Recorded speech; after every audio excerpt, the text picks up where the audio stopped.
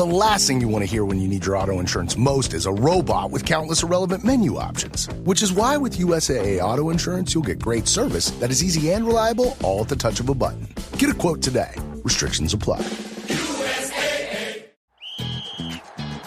Hilton brings you new ways to stay. With experiences that let you capture the glory days. Introducing the Graduate Hotels. Each inspired by local college towns, these stays are always original and never boring. Get in touch with traditions all across the country and enjoy a stay that's a class above the rest. Book at Graduate Hotels with Hilton Honors Points at Hilton.com. It's a win-win. Hilton, for the stay. Halliday presents, in the red corner, the undisputed, undefeated Weed Whacker Guy. Champion of hurling grass and pollen everywhere. And in the blue corner, the challenger, extra strength Halliday. Eye drops that work all day to prevent the release of histamines that cause itchy allergy eyes. And the winner by knockout is Halliday. Halliday, bring it on. From the Fifth Quarter Studio in Madison, Wisconsin, you're listening to the Basketball Leadership Podcast. Here are your hosts, Steve Collins and Greg Berg. Hey, Coach. Welcome to the Basketball Leadership Podcast. I'm so excited you decided to join. Before we jump in, real quick, go over and check out Coach Berg's website, gberg.gumroad.com. It is awesome. You will not be disappointed. It's a little bit of everything. There's free resources over there with a preseason checklist, off-season playbook, all sorts of great things. Go over and check it out. All half of it's free. I should yell at him for all the free stuff he's giving away, but it's great. His team leader OS is awesome. So go over and check that out. Also, when you're there and you're thinking about it, go over and check out teachhoops.com for coaches who want to get better. You take that leadership, you take all the stuff that I have built over the last 30 years to build a nationally ranked team, to be nationally ranked, to win 3 state championships. Everything I have learned over the last 30 years is in teachhoops.com. Go over and check it out. I don't think you'll be disappointed. 14-day free trial. And let's head off to the podcast. Bye. All right. Welcome to the Basketball Leadership Podcast. Coach. By the time this goes up, we're both going to be much more relaxed because the season will be over. Oh, man. I know. My wife's always like, welcome home. Yeah. When the season, what is it right here? We interrupt this marriage to bring you basketball. Bring you a 5-month basketball season. Yeah. Well, yeah. I don't know about you. I'm sure every coach feels the same way, but win or lose the last game, to me, I just feel the weight of the world almost it's like a release from your body. Yeah. Like all this build up, I write about this a lot. I talk about the 8 realities of being a coach, and the number one is it will consume you.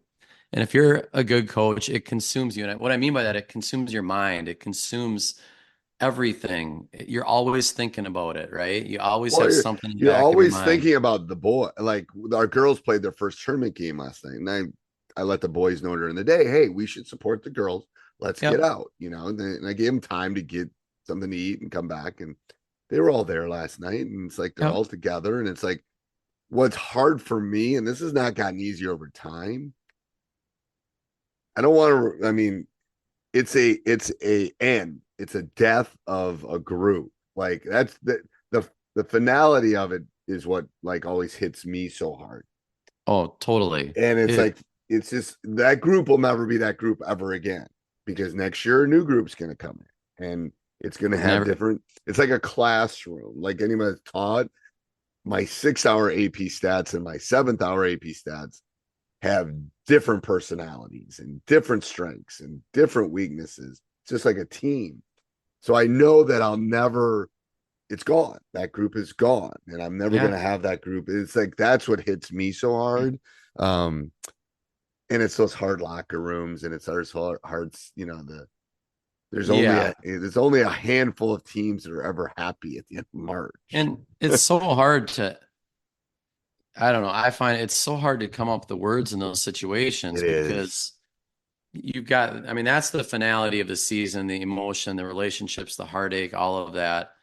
And then what I was talking about is that that week after and reflecting on it and just Right. the release of everything. But yeah, you go into that last game, so much time, So much time. it really goes to the process is the prize, right?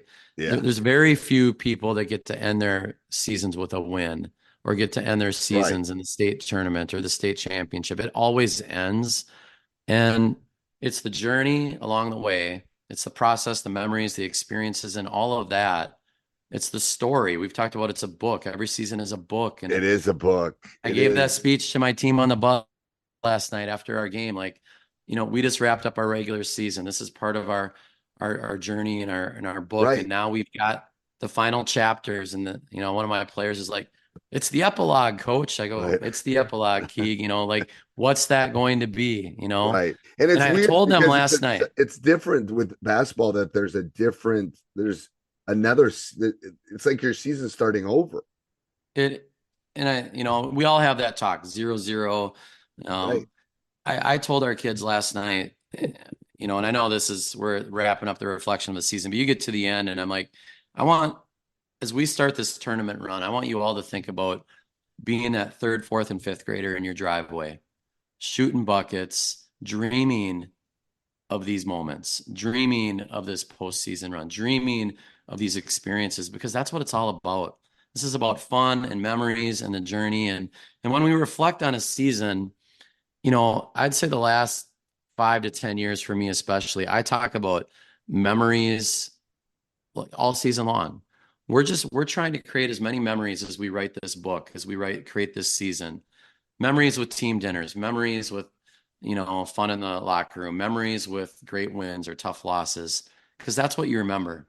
Right. That's what we remember 20 years from now, 30 years from now.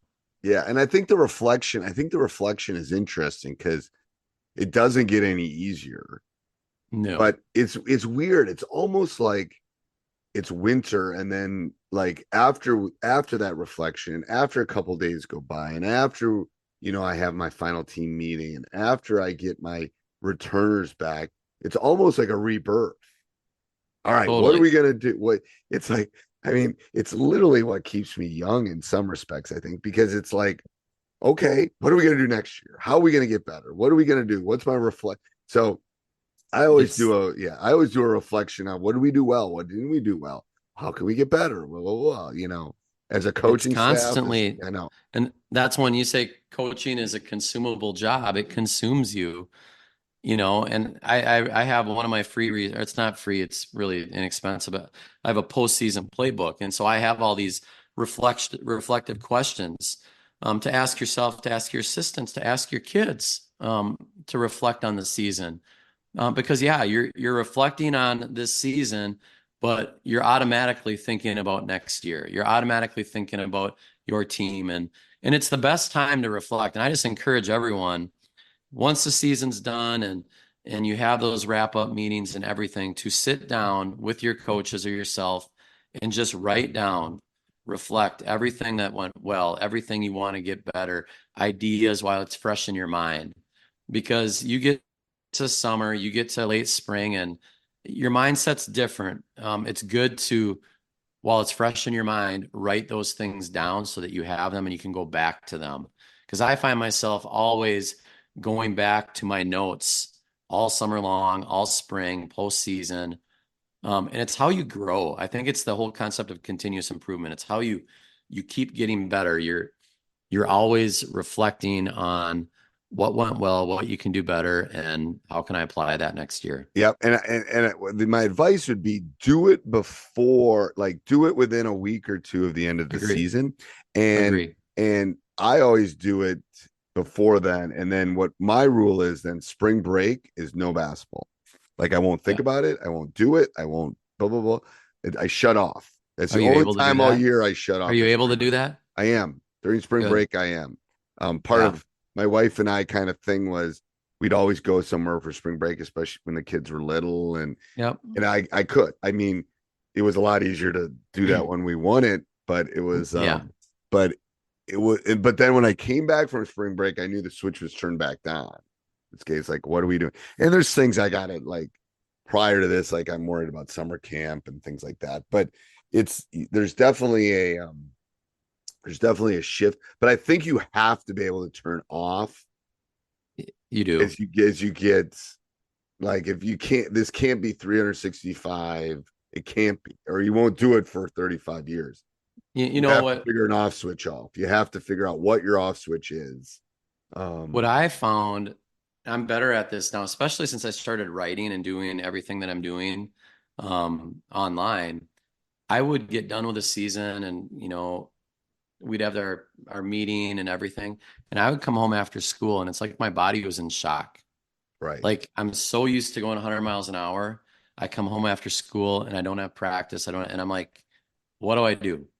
Like Right. it took me a week to like get, and it Back drove my into the wife groove. crazy because she's used to kind of being independent on her own. And then all of a Right. sudden I'm back and I'm in her business all the time, Yeah. Yeah. It's weird. And it's like, there's like, when I go on walks or I exercise, I refuse to do anything basketball related. I wouldn't listen to this podcast. I personally would not listen to this podcast because I want to do something that's not basketball, because I want to Yep. relax when I'm doing something like that. So I listen to Yep. different types of things when I'm exercising, when I'm doing that. But when Where's your spring break trip this year? we're going to Ireland, Ooh, actually, that's right. because my son's in the UK. So Yep. yeah. So by the time this goes up, we'll be We're back, I think. Yeah.